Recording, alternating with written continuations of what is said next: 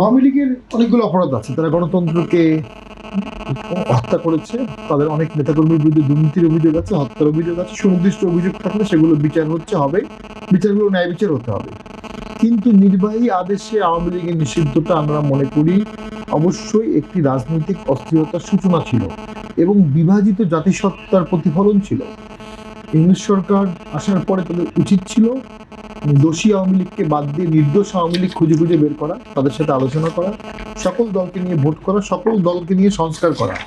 যখনই নির্বাহী আদেশে আওয়ামী লীগকে ব্যান করে দেওয়া হলো, এবং এটা খুব কাঁচা নির্বাহী আদেশ, যেটা আমি ইলিগাল বলেছি স্পষ্ট, কারণ ওখানে বলা আছে যে যেহেতু আওয়ামী লীগের বিরুদ্ধে আদালতে মামলা চলমান, এই কারণে আওয়ামী লীগের কার্যক্রম সাময়িকভাবে নিষিদ্ধ করা হলো।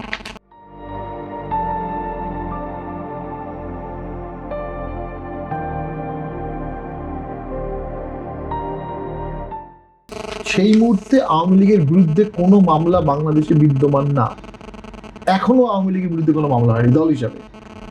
তাহলে তাই যদি হয়ে থাকে, আওয়ামী লীগের বিরুদ্ধে এই মুহূর্তে আসলে ওই নিষেধাজ্ঞা আদেশটা আসলে ইপসো ফ্যাক্টো অটোমেটিক্যালি ল্যাপস হয়ে গেছে। যদি ল্যাপস হয়ে যায় তাহলে আওয়ামী লীগ ফিরে আসার চেষ্টা করবে, এবং আওয়ামী লীগের যে মিছিলগুলো হচ্ছে, মিছিলের সংখ্যা বাড়ছে। আমরা দেখছি প্রথম দিকে ভাবতাম এআই, পরে দেখলাম আমরা জেনুইন, এবং যারা মিছিল করছে তারা কিন্তু নিজের চেহারা দেখাতে ভয় পাচ্ছে না, এবং পুলিশের সামনে মিছিল করেছে, 4 জন অ্যারেস্ট হয়েছে। সেটাই যদি হয়ে যায়, এবং জানাজাগুলো যে আওয়ামী লীগের নেতাগুলো মারা যাচ্ছে, যারা বলেছিল আওয়ামী লীগের নেতার মৃত্যুর পরে জানাজা হবে না, তাদের জানাজায় বিপুল লোক হচ্ছে। আওয়ামী লীগ 4th জেনারেশন করে দেশে অনেকে আছে, মুক্তিযুদ্ধের নেতৃত্ব দানকারী দল, তাদের অনেক ভুল আছে, কিন্তু তাদের দলের সাংগঠনিক এবং আদর্শিক একটা ভিত্তি ইন্টারনালি আছে, এবং সেটা ফিরে আসবে, আগেও ফিরে আসছে, সময়ের ব্যাপার। আপনি যদি আলোচনার মাধ্যমে ফিরে নিয়ে আসেন তাহলে শান্তি প্রতিষ্ঠার মাধ্যমে ফিরে আসবে, আর যদি আপনি আলোচনার মধ্যে না আনেন তাহলে অবশ্যই তারা অশান্তি করবে, অস্ত্র হাতে নেবে। এটা খুব নর্মাল, যখন অস্ত্র হাতে নেবে তারা ফিরে আসতে চাবে, তখন জামাত, বিএনপি অথবা পুলিশ কেউ একজন তাদেরকে অ্যাটাক করবে, তখন অনেক রক্তপাত হবে। সরকার কি সেই সমঝোতার দিকে যাবে বলে? সরকারের সেই সমঝোতার দিকে যাওয়া উচিত, কারণ দেশটা চালাতে হবে সরকারকে, বাজেটটা বাস্তবায়ন করতে হবে সরকারকে, মানুষকে দারিদ্র্যমুক্ত করতে হবে সরকারকে, শান্তি দিতে হবে সরকারকে, সব দায়িত্ব সরকারের। এবং যখন সরকার ফেইল্ড হয় তখন কিন্তু কেউ ফেইলের কারণটা দেখতে যাবে না। তো যদি আওয়ামী লীগকে রিভাইভ করে দেশের উপকার হয় এই মুহূর্তে, তাহলে কারা রাগ হচ্ছে, ক্ষোভ হচ্ছে, কারা চাচ্ছেন, এটা ইম্পর্টেন্ট না, দেশের স্বার্থে দরকার কিনা। 30 থেকে 50% লোকের একটা জনগোষ্ঠীকে বাইরে রেখে আপনি ইকোনমি, অর্থনীতি, পলিটিক্স কোনোটাই চালাতে পারবেন না।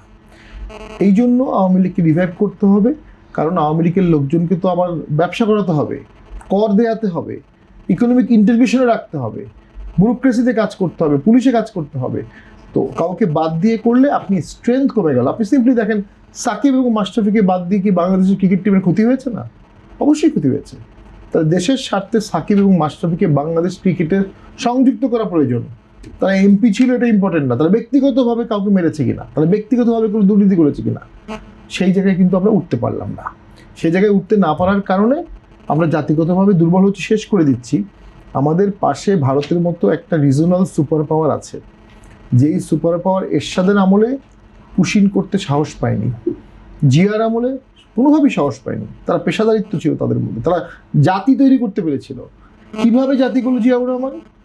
যে জামাত ইসলামীকে 72 সালে ব্যান করে দেওয়া হয়েছিল, ভাইট এ কনস্টিটিউশনাল প্রভিশন যে বাংলাদেশে ধর্মভিত্তিক রাজনীতি হবে না, জিয়াউর রহমান বললেন ধর্মভিত্তিক রাজনীতি বাংলাদেশে হবে। জামাত এবং অন্যান্য দল ব্যাক করলো। যে আওয়ামী লীগ নিজেকে আত্মহত্যা করেছিল বাকশাল করে, সেই আওয়ামী লীগকে জিয়াউর রহমান ব্যাক করলেন। সেই কারণেই বাংলাদেশে একটা জাতি তৈরি হয়েছিল, সেই জাতিটা অনেক দিন ছিল। আওয়ামী লীগ ব্যান করার পরে অথবা আওয়ামী লীগের নিষ্ঠুর আচরণের কারণে সেই জাতিসত্তারে চির ধরেছে। এখন সেই জাতি যদি ফিরিয়ে না আনি, তাহলে ভবিষ্যতে বাংলাদেশের স্বাধীনতা, সার্বভৌমত্ব, বর্ডার এগুলো হুমকির মুখে পড়বে। এবং ফার্স্ট টাইম প্রাইম মিনিস্টার জনাব তারেক জিয়ার জন্য অনেক বেশি আননেসেসারি বার্ডেন আসবে। উনি নিজেও বলেছেন আমি খুব চাপে আছি, খুব চাপে। এবং ওনার একটা কথা অসম্ভব ভালো লেগেছে, শেষ করে দিচ্ছি, যে আমাকে টর্চার করে হাড় বাঁকা করে দেওয়া হয়েছে। গতকালকে একটা অনুষ্ঠান, আমার ব্যথা কোনোদিন যাবে না, দেশ তো আমাকে করতে হবে। আমার মনে হয় উনি সঠিক রিয়েলাইজেশন করেছেন, ওনাকেই দেশ করতে হবে এবং সকলকে নিয়েই করতে হবে।